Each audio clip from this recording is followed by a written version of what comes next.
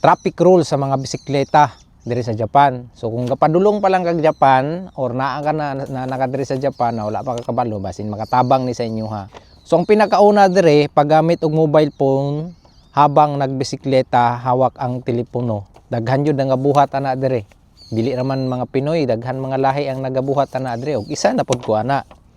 So sa ako madalas ko ninyo nakita ginaka-bike sa akong mga video pero naa ako tunga sa basakan ato. Layo sa highway. Pero bisan paglayo sa highway to kay karon syempre effective na ni siya, starting ni siya April 1, 2026.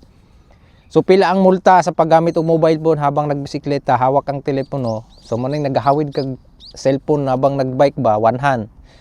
So ang multa niya is 12,000 yen. So itsimang niseng.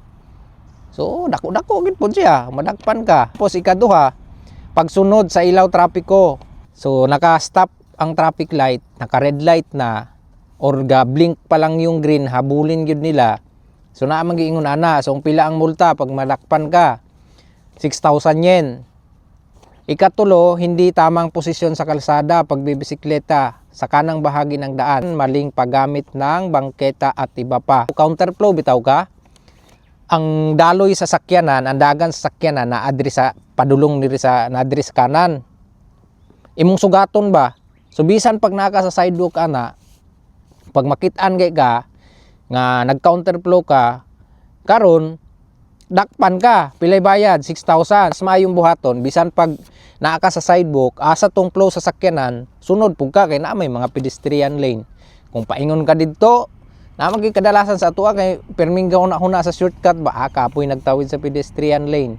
Pang-upat, kaning paggamit og earphones, headphones na hindi marinig ang tunog ng paligid.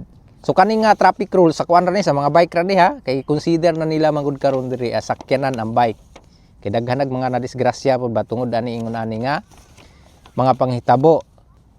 Magamit kag earphone samot nagkusog kayo imong earphone, di magyon madungog nimo na gasunod sa imuha, gatubang or naskilid.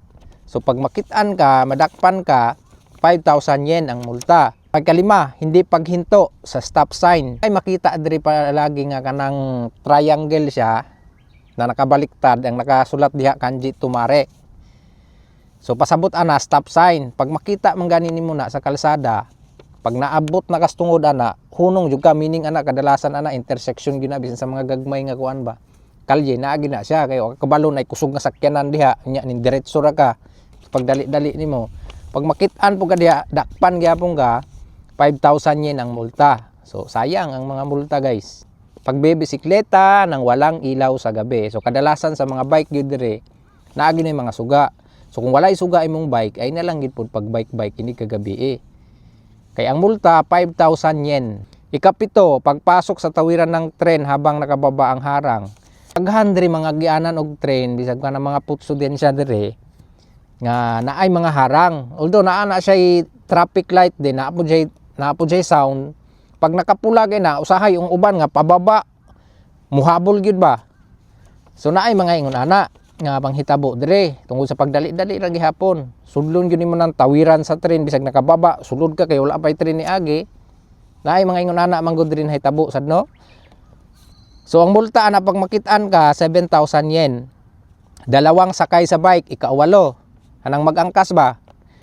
Not unless kung kanang allowed yun na may mga uban gud diri kadalasan sa mga nanay diri nga naay mga baby seat ba tawag ana na sakyanan sa mga bata kana allowed na siya. Pero kanang normal nga bike nimo kay naa mo gini sakyanan sa likod, makit-an ka paangkas-angkas gadiha. Ay angkas baka nang paangkasan nimo likod yun ana, tas gabike ka, kit-an kag pulis, 3,000 yen ang multa. Ang pang-last gyud diri guys, kani may pinakadakong multa. Number 9, ikasyam. Pagmamaneho ng bisikleta ng lasing. So mao na ni, kanang wala gasubay tulid nga dalan, kay nalabian og inom. Kabalo mog pilay multa. 1 million yen ang multa. Agoy, Ginoo.